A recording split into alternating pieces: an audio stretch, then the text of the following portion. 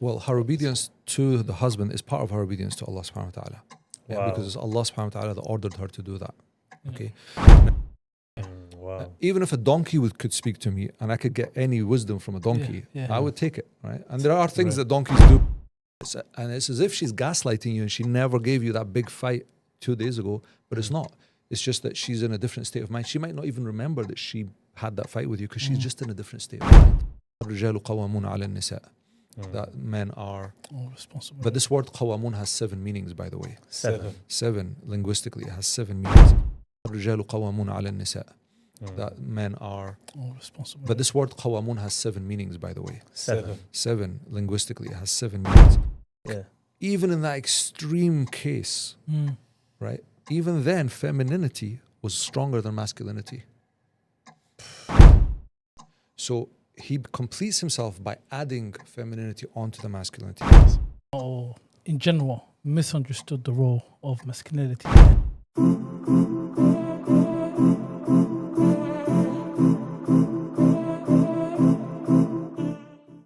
Hello, assalamu alaikum, and welcome to another episode of AAA Talks. I am your host, Muaz.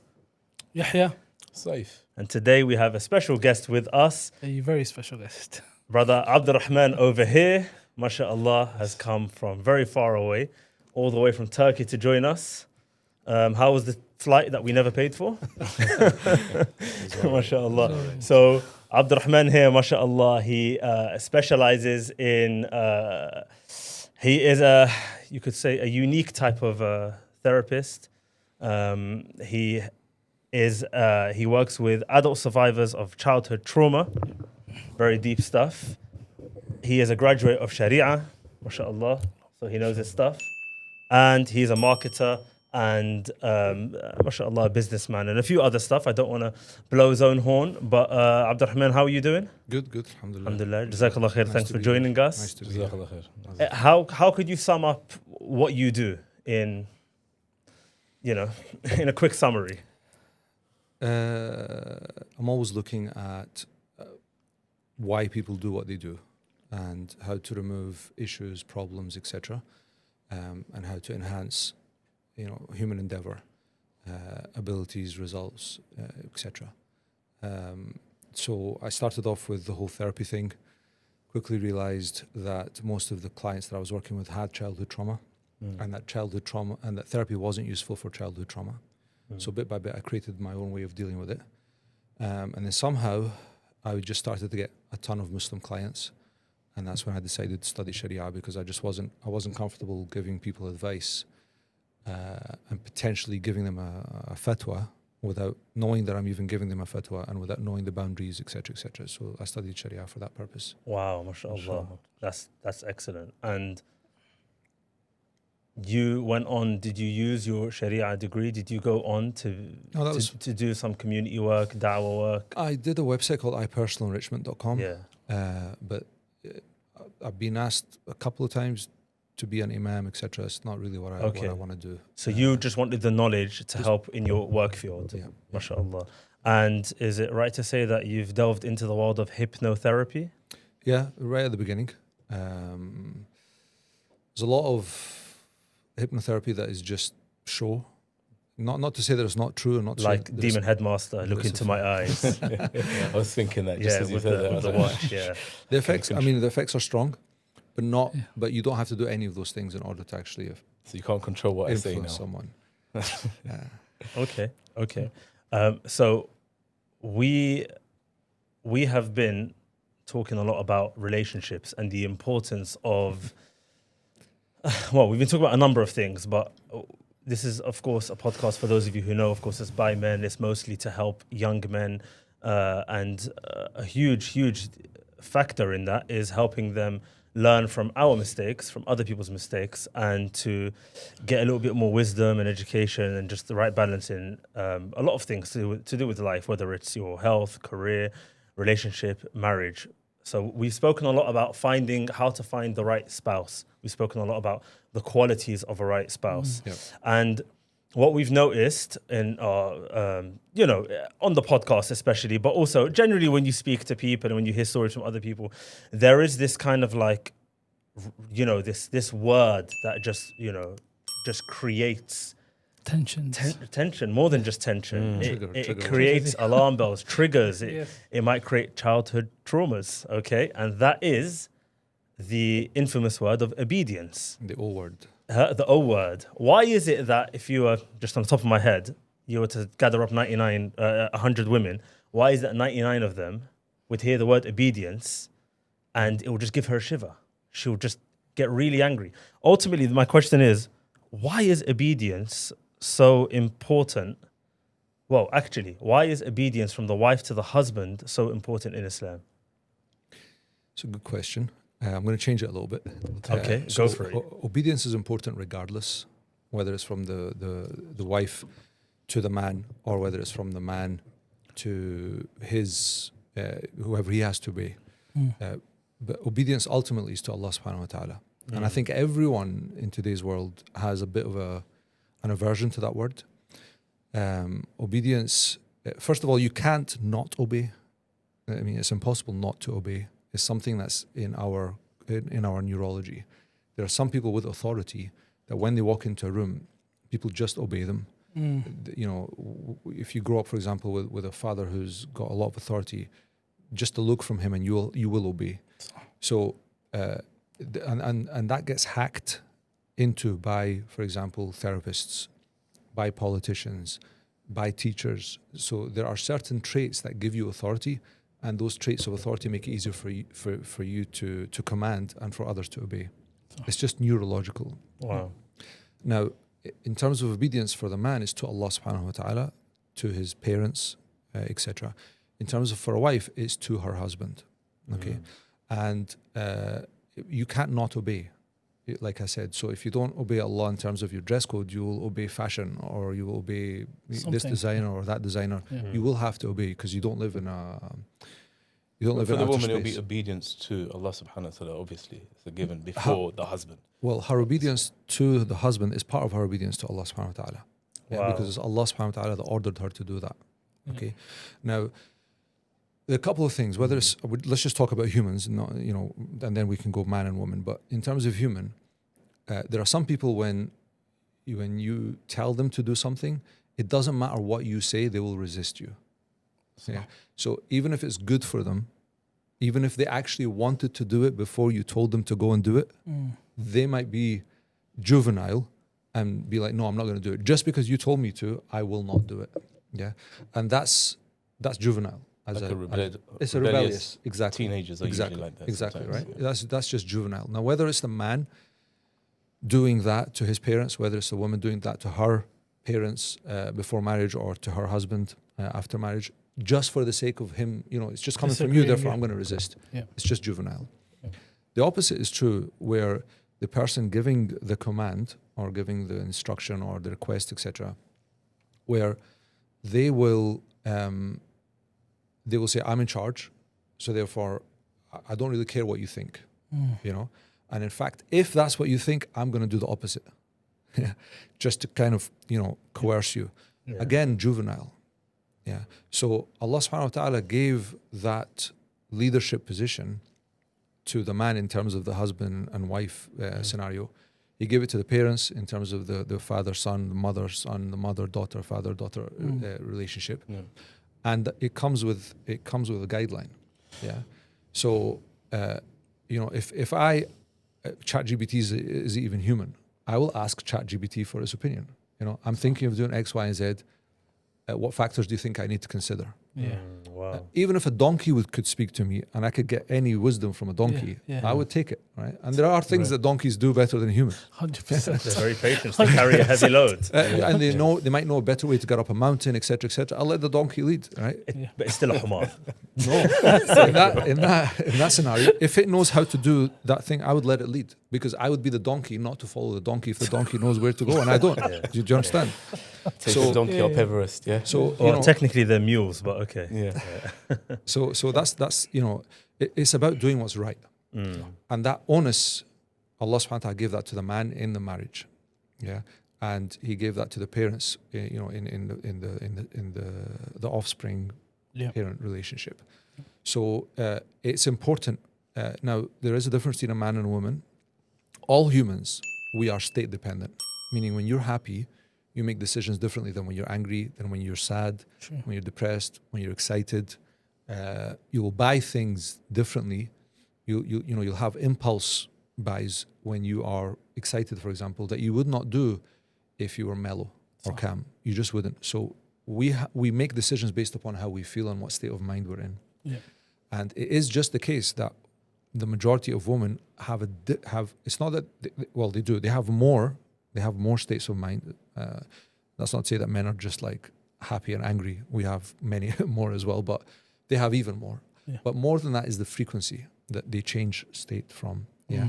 So, your wife might say something and you'll be like, right, she doesn't want to do it. But then a day later, she'll be in a different mood. And it's as if she's gaslighting you and she never gave you that big fight 2 days ago, but it's not. It's just that she's in a different state of mind. She might not even remember that she had that fight with you because she's just in a different state of mind.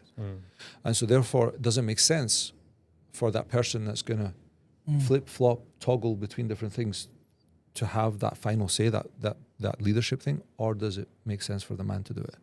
So, that's a wisdom. I'm not going to say that's the reason, but that's one of the wisdoms that we can garner from that ruling. And Allah stipulates clearly, الرجال قوامون على النساء, that men are responsible. But this word قوامون has 7 meanings, by the way. 7 linguistically, it has 7 meanings.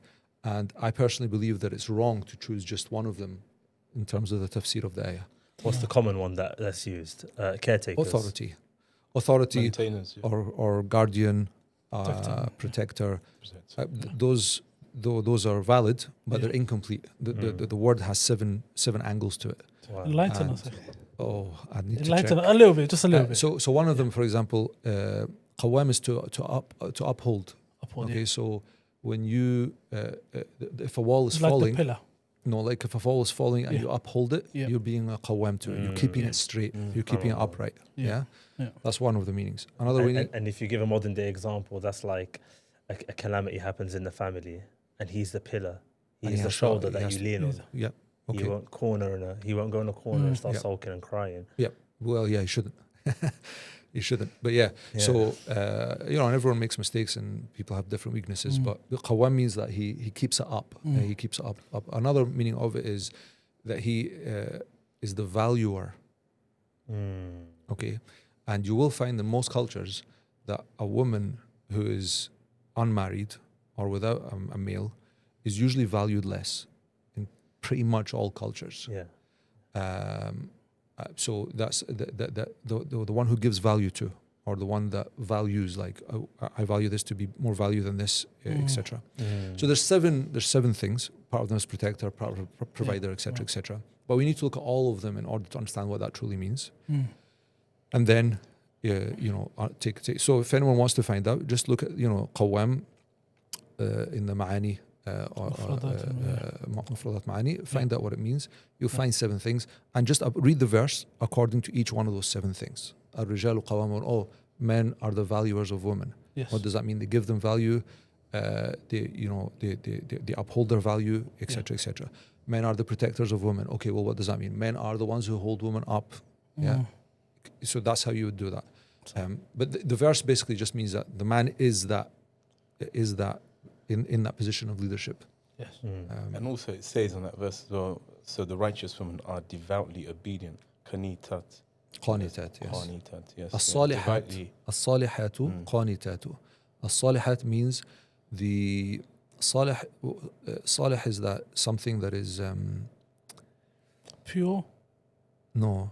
Not pure. Salih is something that is it works, is good. It's right. Yes. Yeah. It's not broken. Yeah. It's not off the rails. It's when you say someone islih, it means fix it. Fix it. So the women that are not broken, that are not wrong, are obedient. Yeah. Salihatu qanitatu. Yeah. Yes. So yeah. But the two are put together, the righteous woman and devoutly obedient, in the same bracket. Yes. And in another verse, when Allah subhanahu wa ta'ala says, asa in talaqakun, if the Prophet, asa, مسلمات مؤمنات قانتات تائبات عابدات exactly. عسى ربه إن طلقكن أن يبدله أزواجا خيرا منكن. If maybe that if his Lord, so the Prophet ﷺ, Umar said this initially, but he missed one of the characteristics out. Sayyidina Umar, and then Allah subhanahu wa ta'ala brought this down. Maybe his Lord, if Muhammad ﷺ divorces you, will replace you with wives that are better than you. Muslimat, mu'minat, qanitat, obedient. Ta'ibat, that they repent. Abidat, that they worship. Sa'ihat, thayyibat, and wabkara. And then so obedience comes before. So obedience comes after Muslima, mu'mina, obedient, repentant, worshipper. Wow. So some the people, order is, of course, is very important. It's very important. But the obedience here is to Allah, and like for example, when Allah subhanahu wa ta'ala says, obey Allah and His Messenger. So you're obeying the Messenger as a way to obey Allah. When Allah subhanahu wa ta'ala says, obey ulil amri minkum, those that are in positions of authority, even we have to obey them. So for example, someone will start obeying their husband, but then they'll say, oh, I lost trust in him, and now I don't obey him anymore. Okay, which sounds pseudo, logical, but there's a problem with that. Like I don't trust the UK government with my taxes. They're killing people with my taxes. Does that mean now that I run through red lights and say I don't trust the law anymore? Does that mean I just pillage, that I kill, that I rape? I don't trust the law anymore? No. So there are some things that, okay, I might disagree with them in, and we've got an issue, in that silo, in that category. But then there's the rest of life. And, just because they got that wrong, in my opinion, doesn't mean they got everything else wrong. Would you say obedience within women, though, should be within their fitrah? It is within but it's within everyone's fitrah. That's the point that I'm saying. That's what you started off with. But one thing I just wanted to ask as well, you know how you said the woman's state of mind is almost flip-flop, changes a bit. And is that because of their emotional state per se, or so it's the emotional state that I'm talking about. So the state includes emotions, thoughts, and just physical attributes. Okay, because in this era, a lot of women would argue that men are like that, and their emotional state is always back and forth. I mean, those men are lack masculinity, if that's the case. They're lacking masculinity because the like I said, men go through different emotions. Like you're so emotional, bro. Like you know what I'm saying. A lot of people are complaining about that and things like that. Yeah, we'll get on to the worry with men, but it's the frequency. And what I'm saying is the frequency. It's not just that you're emotional; it's that you're emotional, and then 5 minutes later you're a different thing altogether. And then 5 minutes later, is that only during the heightened state of their monthly cycle? No, not necessarily. It happens more then, but not necessarily. Not necessarily. Okay, not necessarily. What would you say has caused the? Okay, so first of all, Jazakallah khair for giving such an in-depth explanation to the importance of obedience from men specifically, and obedience from the woman to the husband. But what do you think in modern day society has caused this disobedience in our Muslim women folk, our women, to their husbands? Okay, so generally speaking, let me paint a picture for you. Okay, there's a bunch of humans living together in the wild. They don't have any walls. They don't have any taps. They've got very, very primitive tools. That not one of them would dare to be fat or obese. It just wouldn't even cross their mind. The reason for that is I have to walk for 2 or 3 miles to get some water. I might have to run from the tiger. I might have to climb a tree. I have to go hunting. I have to pick berries, whatever. I'm not going to be sitting down vegetating on Netflix. It doesn't exist. It just would not even cross my mind. Unless I had some form of an advantage over everyone else, where I could point a gun to you and say, right, you go get my meat, and then I would be fat. But then everyone would gang up on me, and like what I'm saying to you is, it just wouldn't happen. That's a crazy example. Wow, it just wouldn't happen. Wow, yeah. So I've never thought of it that way. So in the Badu, like in the elementary level of humanity, before they become more and more civilized, that's the case. We're closer to. We don't go astray in those ways. But you also find, for example, that they will kill little girls and sacrifice them for this or for that. So it's not the best way to be. But all I'm saying is to you, there are just things we would never ever. So A woman would never dare in that, because her husband has to protect her. There are no walls. Yeah. There's no social benefit. There's nothing. The Metropolitan Police. Yeah. So she needs him. Yeah. Yeah. So she will obey him because by definition, he is an authority. Yes. He protects her. If she's going to get pregnant, she needs him not to run away. Okay? So nature forces for them to be healthier, for them to have a better relationship, etc., etc. Fast forward, we're living in a civilization. I don't even know how to cut a chicken. I don't know how to slaughter a chicken. Yeah, I don't know the difference between a berry that will kill me and a berry that will keep me alive. I can afford to be fat. I can afford to be severely obese. The whole nation, USA, can afford to be obese. Yeah, why? Because the food will come to me. You know, Glovo, Uber Eats, whatever, and everything will come to me. Everywhere, man. But that's the point. Yeah. Okay, because civilization protects us. And so we can afford to, homosexuality, for example, yeah? In the wild, who can afford to do that? Like, people are dying at the age of 12, 25, 30. You can't afford not to have kids by being gay. Yeah. It's just not going to happen. It might just be a delicacy for 1 in 10,000 people who might still be attracted to a man or woman, but he'd still have a wife. He still have a wife. So when we have the bubble that protects us, the civilization bubble, we stray. We can afford to stray from that which keeps us safe. So Allah subhanahu wa ta'ala sends the guidance. And the guidance, hudan lil muttaqeen, yeah? This guidance is for those who want to be guided. That's the first thing. Only for those who want to be guided. And that guidance, what it does is it takes people who are elementary and it lifts them up to become civilized. And it takes people who are civilized and it makes sure that they remain civilized. That they don't stray. So it's makruh, if not haram, for you to be obese, right? You have to walk to the mosque. That makes you thinner. Yeah. You shouldn't fill your stomach, etc., etc. You know, don't beat your wife. Well, that lifts you up from the elementary state. But when you're up there and the wife can't afford to, disobey her husband, and she can afford to be a single mother because the state's going to pay for it, etc., etc., but society's crumbling apart. Well, Allah subhanahu wa ta'ala says, obey him, be good, cooperate, to stop the civilization from cracking. So guidance lifts humanity up from the elementary and it stops it from falling from civilization. That's the aim of it. Yeah. So right now, part of the reason why everyone disobeys everything is because we're spoiled. We can afford to. The repercussions aren't so bad. Yeah. I can afford to disobey my husband and the state will take care of me.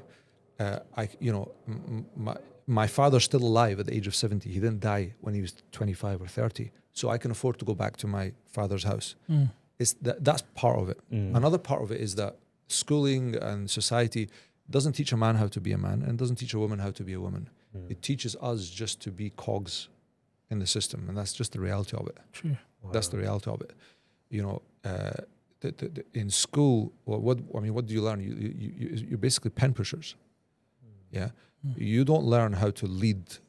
And when I first started the business, I'd say the first 6-7 years was just hitting my head against this imaginary wall that was placed there of obedience. Should I do this? What do you mean, should I do this? I'm like, I don't work for anyone. Where does the word should come into this sentence? Yeah. So the way you process something when you're doing it for yourself and when you work for someone, it's completely different. Completely 100%. different. Yeah. So if you've been through school from the age of 5 up until 21 or 20, then you come out. It's like, what do I want to do? I don't even know how to ask that question. True. Wow. Because you've already been so there's a lot of reasons. Yeah. There's a lot of reasons. Yeah. But also, I think now femininity, there's been a war on the feminine. It's seen as weak. Yeah. And femininity is anything. Pushover, passive. And it's anything but that. Yeah. And there's a story of a client that I worked with. She's a therapist herself, but she came to me specifically for her childhood trauma. She went through physical, emotional, sexual abuse multiple times in her life. And then when she was around 18, she was walking and then a man just jumped out of the hedge, out of a bush or something, and basically, did the deed. Now, he's on top of her and he's doing what he's doing. And she mentioned this to me because it created like a disconnect in her mind, and she felt ashamed of what I'm about to tell you. She literally put her hand on his cheek and she stroked his face and looked into his eyes. Okay? Very feminine, right?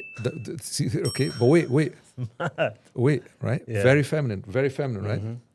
Context is a bit weird, right? But very feminine. He started to cry.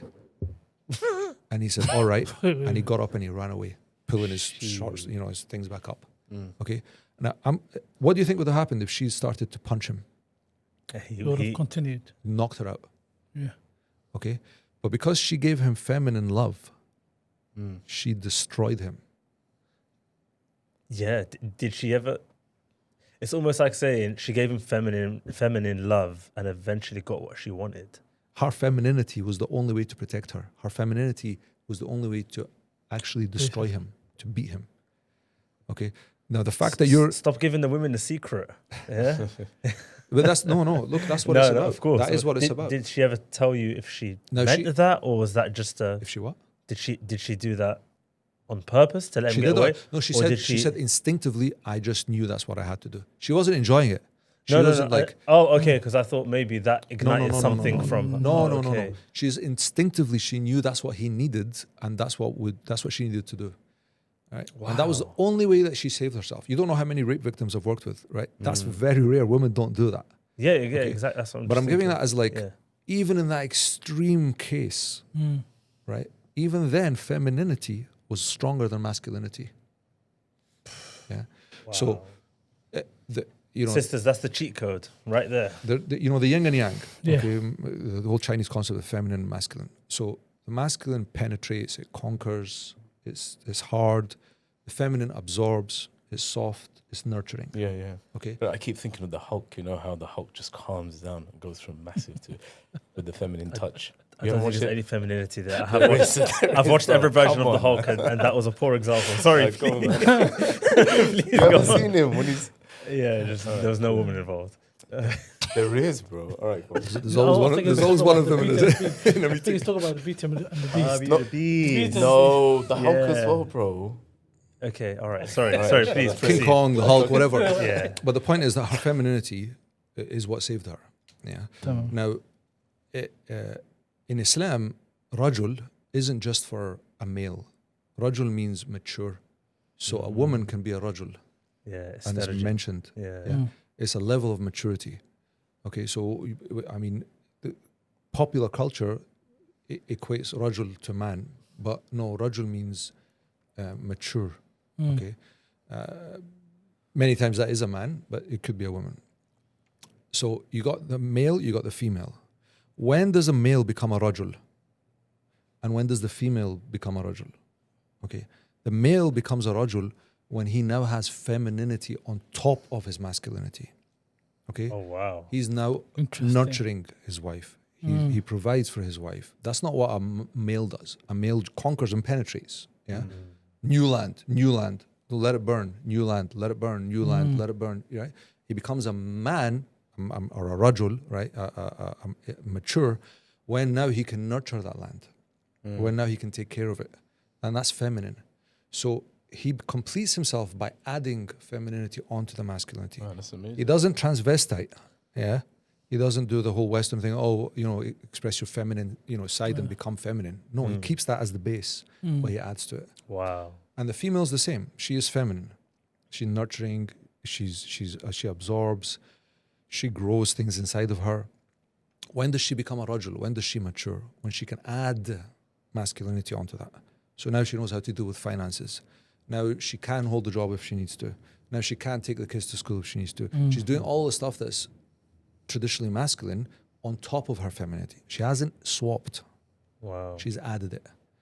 And I mentioned this with my non-Muslim clients, and it blows their minds. Yeah. And they're women. The majority of my, 80%, 85% of my childhood trauma survivor clients are women. And it blows their minds. So this is a treasure that we have that we need to explain to the world, and we need to explain to our own children to start with in our own families. But what's happened today is that masculinity is the goal. Everyone wants to be a CEO. Even on OnlyFans, I'm the CEO of my OnlyFans channel. Yeah. But what they've done is they've replaced their femininity with masculinity, and they're always going to be at a loss. Always. Because she's never going to be as good a man, as good as a male. Because she's just, and I'm never going to be as good a female. That's why we sprinkle. You sprinkle some femininity on top, right? You sprinkle some masculinity on top. You don't swap, because now we're both at loss. Do you feel like with the By the way, that was amazing. Though. That was. We need a whole episode just talking about that. But the comment section. If you guys were also mind blown by that, like us, comment below. But do you feel like sorry? There'll be someone who complains about it. Oh yeah, 100%. You can't please everyone. Yeah. Sorry, go on. The ulama, or in general, misunderstood the role of masculinity, and they've been influenced by the feminist movement. So in today's day and age, yeah. What, like shuyukh online, da'is in general, that they focus more on upkeeping the woman's emotions and feelings, and they totally forgot about the man's a man's role. I think he's trying to ask you, have they become women pleasers? Basically. Yes. My question. Sorry. In a polite way. Yes and no. Yes and no. So whenever this is part of the authority thing, this is part of the obedience thing. Yeah. Power not only rules, but power leads, and it's magnetic. Yes. Okay. So you'll find that the Mongols, when they conquered the Muslims were Mongol wannabes, many of them. Okay. Yeah. When the Ottomans were in charge, the French were copying their style, were copying their fashion. Yeah. Okay. And now that it's the West in control, just psychologically we have that complex, the inferiority complex. Yeah. Yes. We want to be like the white man, so to speak, right? We want to be like the West. Yeah. And so what you'll find is not just with obedience or the roles of masculinity, femininity, but with everything. It's like we want to, Islam has that as well, okay? And it's like, Islam we're not so bad, and it's trying to fit Islam within the Western, the guise of modernity and modern this and modern that. And it's kafir pleasing, it's not just people pleasing. It's Western philosophy pleasing. Yeah. And so part of that is that. But also there's an attack on the Muslim woman. And I think a lot of men and scholars, etc., will say, they're being attacked all the time. We want to show them that we're nice. We're nice guys. Islam's, cuddly, soft and cuddly and blah, blah, blah. And not to say that it's not, it's a hammer. But I suppose they've depicted it in a way, like, for instance, one of the more extreme examples the West depicts is from Taliban or the Iranian regime and things like that. And they've got veiled burqa women that have no say, nothing whatsoever, and it's literally, you do as I say, you listen. But that never used to be the case. And obviously, from a woman's point of view, I don't want that sort of life, especially whilst I've been brought up here in this country, and I want some sort of freedom. But if they find a husband that is like that, they should leave him as well. Like if that's what you don't want, and I wouldn't want that for my daughters as well. Yeah. So but if that's what you don't want, then don't go marrying that. Yeah, and if you do fall into that trap of marrying that person, and definitely before you have kids, walk away. Yeah. So look, we've had a discussion on obedience and how significant it is in our deen and how it is for society. And women should, from the hadith and the Quran you've quoted, be devoutly obedient. But this obedience, now this is where we can differentiate a little bit. What is this obedience, like in specific terms, like? Would it be just on deen matters, dress code, cooking, things like that? What is it? Where do they differentiate? And someone might say, look, there's nothing wrong. I want lamb tonight, and he's asking for chicken. Do I need to actually, listen to him now? I don't want to listen to him. Okay, so again, this is where the authority thing is important as well, because you can't, it's one coin, right? And one side of it is obedience, one side of it is authority, and when you outsource something, even in Islamic politics, when you outsource something to someone and you've left it with them for a while, either you replace them if you're not happy with what's but you don't micromanage. You don't go in there and say, oh no, you've set up the school wrong. That's to start with. You give them the guidelines, and then you kind of leave them to it. If you've left them to it, then don't come back later. Or it's hard even psychologically. So maybe don't leave them to it to start with, and coach them a little bit, or coach each other, find out what you want with each other, etc., so that she is the way that you want. But if you have outsourced it and you've left it, don't then come and micromanage. So I know one guy, he'd come back home, he'd literally lick his finger right? And he'd run it on the top of the door frame, on top of the TV, and he's looking for dust so that he can have a go at his wife. No. Okay. Oh wow. Okay. So we need to bring him on. That's a tyrant. We need to bring tyrant, right? That's a tyrant. But in his mind, it's like, I'm the authority. Yeah. I want that standard upheld. Okay. Now, but that would be unjust, though, in many ways, to most people's mind in the West. To most people's mind, but what I'm saying to you is that, and that's what I'm saying to you. So it's got to be that either this guy's OCD, or he's got huge insecurities, mental disorders, or he knows some trick that we don't. Right, but his wife definitely wasn't happy. She was subjugated and subdued, so she wasn't like, because he had the leash quite tight. But that's haram. That's not the way that it should be done. Yeah. So I'm mentioning that because that's one extreme. Right? Why is she not obeying me? Why did I? So as a man, if you're going to fight with your wife about why did you cook lamb and not chicken, it's not a big deal. Pick your battles. No, it's not pick your battles. It shows me that you've got nothing better in life to do than argue about food. There's a million things to be busy with. So it's about priorities. Yeah. And again, something I teach even with non-Muslim clients is there's necessity. Necessity means if you don't do this, you will die. Okay. So roof over your head, enough food, clothes, etc. These are necessities. Then there's hajiyat, which is like wants. Yeah. These things are not necessary, but if you don't have them, life is much harder. So you don't need a car. I'm outside of London, of course. Yeah. You don't need a car. But if you don't have a car outside London, life is harder. Yes. So is that disobedience? I want chicken tonight. One sec. And then on top of that, there is tahsiniyat, which is like the beautifying matters or the likes. Yeah. So necessity, wants, and likes. Yeah. So the want is A to B car. That will suffice. If we don't have it, we won't die. But if we have it, life will be much easier. Yes. But now let's get a BMW. Let's get a Merc. That's a like. Okay. So does your wife cook? Yes. Necessity. Necessity is done. Okay. Is her food, unvomitable? Right? Is it can I swallow it? Is it nice? Palatable. Is it palatable? Okay, that's the want covered. It needs to be, Thai food on a Tuesday, and this. Now you're talking about likes, yeah. And I would say, that's just in the silo of food. But there's a million other things. So if you as a man, okay, everything in your life is absolutely perfect except for the fact that your wife doesn't cook lamb and she cooks chicken, and that's a deal for you. You're very lucky to have nothing apart from that to worry about. But I would say like that's. You need to. There's rahmah. Yeah, of course. Love and mercy comes into it as well. There's a lot of other things as well, and also. But is that specifically? Would that still not fall under disobedience? The man is wanting this and expecting this, and then afterwards. Yeah, but that's why I give you the initial thing. That's why I give you. Yeah, I know it's a very. That's why I give you the initial thing. Yeah. So, if the man is controlling every single meal of every day, etc., he is beyond his remit, really. Yes. Yeah, appreciate it. If once in a while he says to his wife, can you do lamb instead of, you cook lamb amazing, can you do that instead of the chicken today? And she does the whole juvenile, no, just because you've said that, I'm not going to do it. Then she's disobeying him. You understand? Or would you say this is more of a obedience? Do you understand? Yeah. But if he's micromanaging everything, that's intolerable. And she could ask for khula.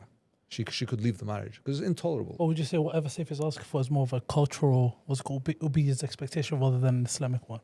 I don't know about other cultures. I think, but we were here in the West. We're here in the West. I think that's a little bit. What is it you want to say? I'm just conscious of time. I'm conscious of time. Go on. So before we wrap it up, just moving forward, like quickly, how would you summarize what needs to be done? What needs to be done as a society? How do we make our children's generation a better and healthier place for men, for women, and for their children? So there's the word obedience is whether you like it or not. Yeah, it's in the makrah as well. So if you have authority on me, if your boss has authority on you, and he tells you to do something you don't want to do it, you still have to do it because he's your boss. You disagree with him, you still have to do it because he's your boss. That's what obedience means. Okay.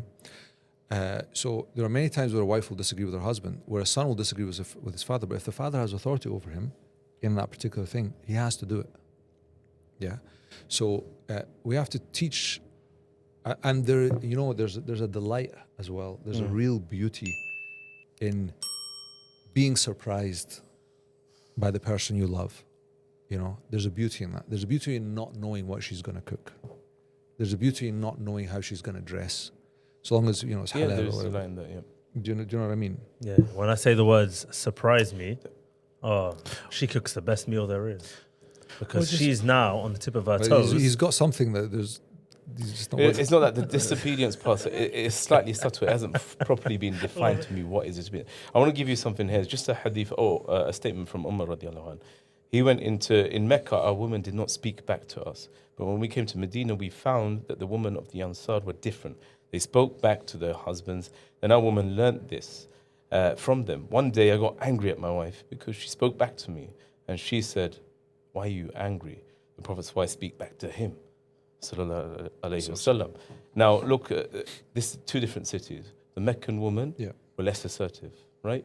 And they were calmer. And the Medina women, they used to challenge, sometimes speak back. I don't agree with the word assertive, but I understand what you mean. But that's how it's been defined here as well. But what I'm trying to say is different situations, different cities, different upbringings lead to different personalities. Sure. Now, it isn't necessarily disobedience if a woman challenges certain things and says, look, I've got a difference of opinion on this, my dear husband. I think this would be a better approach. You know, is that disobedience? That's not disobedience, no. Yeah. That's not disobedience. And the husband, that's what I mentioned, the ChatGPT. And the donkey. Right? Not that your wife's a donkey, but I'm just saying the man should have the maturity to find wisdom wherever it is and to take it. Do you understand? And essentially what I'm saying, if there's no disobedience to the her talking back is not disobedience. Yeah. No.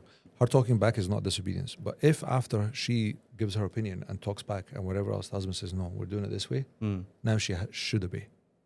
Because sometimes as well, I remember the Prophet ﷺ used to ask his wife for advice and then went with that advice as well. No? Yeah. Because only an idiot would not take good advice. Sometimes my children give me good advice. Yes. Kids got 7 years old and just give me good advice. Why would I not take it? What kind of an idiot would I be if I don't take that? True. Wow. There's, I think, one more thing, which is, you know, the hadith where the Prophet ﷺ says, if the woman does 5 things, you know, she prays, she fasts, and the last thing he ended it with obedience, she will go into Jannah in any door. Yes. Right? Yep. Does that mean that if a woman blindly, what's it called, follows her husband, that she will go into Jannah? Or can you? So long as it's within the halal. Within the halal. But again, talking back doesn't mean she's disobedient. Yeah. Okay. And the husband should encourage her to talk back. Right? Yeah. Not talk back, like give her opinion. Because just for the record, some people might perceive talking back as challenging, back chat with a bit of rude behavior. No. You're talking about simply giving feedback. No, we're talking about... I don't think that's a good idea. Maybe have you tried doing it like this? Yeah, we have a common goal. We're a team. We're working together. That's what I'm talking about. So that should be the case. And the husband should, even with your kids, you should teach them how to think and how to make decisions. Because something might happen where you have to travel and you've just got this like robot wife who doesn't know how to think. And you come back and your husband, your wife's your house is a disaster. Your kids don't know how to make decisions. So there's always this process of coaching them and mentoring them as well. Okay, so one of the things for in today's qawamun, if you say mentor, it fit perfectly in terms of today's terminology. That would be one of the meanings of that word. So, but it's not just a off you go like that. It's not. So back to the question of what needs to change for our children's generation, for their children's generation. Our generation as well. That's a whole 10 episodes. Okay, all right. How would you summarize it? How would you summarize it in a few words? Men listen to women. No, men just not listening to women. They wouldn't be happy with that. I know. They wouldn't be happy with that. They'll be happy for now. They'll be happy for now, but a few months or years down the line, they'll be like, so who told you to listen to me when the house is on fire? A few days, a few weeks. A woman wants to rely. A woman actually wants to rely on a man. I think a lot of women say that, to be fair. I think a lot of women want that. Even the masculine ones. I think a lot of women genuinely want that. But due to the lack of masculine men, they are being forced to take over that role. For example, no. You don't think so? No, I think it's something programmed within them through society. Like when you see a woman who's bearing all and she's walking, okay, and she's like really like confident and almost aggressively sexy. Do you know what I mean? Do you know what I mean when I say that? She's like, there's an aggressiveness, there's an edge. We have a term for it in Somali, we say nagnol. It's basically imra'a hayya. Okay. That's what we say. She carries herself really well? She carries herself like, But, yeah, I she mean, works. sexy. She's showing everything. She's showing her curves. Yeah. But She's acting seductive. yes. Okay. But there's an aggressive seductivity to it. It's like, it's not a feminine, pretty. It's a sexy. There's almost She's there's an edge to it. She's objectifying herself. She's using her. And she wants to use you as well. So she's using herself to use you. Yeah. That's very masculine. That's a man who walks in the street topless to show how hard he is, how tough he is. No, she's going hunting. Okay, yeah, that's what I mean. Yeah, she's going hunting. So it's masculine. Do you understand? She's that's actually going hunting, take. right? So, but where did she learn to do that? She learned to do that from the M&S billboard of Janet Jackson. Bro, you're too old school, man. That's how I know that he has no idea what the world's about now. But that he referred to 20 years ago. Because in the papers, the two people crashed. No way. It was next to that billboard. Okay. So, but anyway, that they learned that from that. Okay. So even their femininity has become masculinized. Even the feminine body, the curves, that beauty, is used for the hunt. Do you understand? And that's bad for the man as much as it's bad for the woman. And it's bad for the woman as much as it's bad for the man. Because if you go hunting with your body like that, who's gonna I'm not interested in you because of your brain. I'm not interested in you because we can have a good conversation. I'm interested in you just simply because I want to use you physically. So that means you've attracted all the wrong people to you. Yes, absolutely. Okay, how's that good for you? And then from the man's side, you're not attracted to her because she can cook, because she's a good mother, because she can have a conversation with you, that you can ask for her opinion. You're only attracted to her because you just want to physically off your load, and that's it. Yeah. Do you know what I mean? So it's bad for both sides. Okay. So we have to go back to the teachings of Allah and His Messenger. Yeah. Not through the filter of the Western lenses, but through the original, what they truly are. What they truly are. And that's an internal meditation. When you read a verse and something in you kind of jerks at it, yeah. Qanitat. Why does Allah say qanitat here? Yeah. Why does He mention it before even abidat? Why does He mention it before ta'ibat? That reaction you got, you need to stop with yourself. And you need to say, why is that the case? Yeah. When the Prophet ﷺ said, rifqan bil qawarir, be gentle with the volatile, right? Or with the delicate, not volatile, the delicate. And if that makes you you need to stop and you say, well, this is the Messenger of Allah who's saying this. Why am I getting such a reaction to that? That's the way forward. I guess we would definitely have to have a whole other episode on how do we fix this problem, or your advice on that. So that is to be continued. So definitely tune into next time. Guys, for those of you watching, for those of you who have enjoyed this, who have liked this, make sure that you subscribe, comment, share. Tell us if you like it. Tell us if you don't like it. Have a healthy dialogue and debate in the comment section. Please don't be so offensive. We're on a road to 3,000 subscribers, so please make sure that you help build your community. This is for you guys. And we don't do the hard work. We just sit here and talk. You guys do the hard work. Sorry. We should have a comment word. Obey your men. Obedience.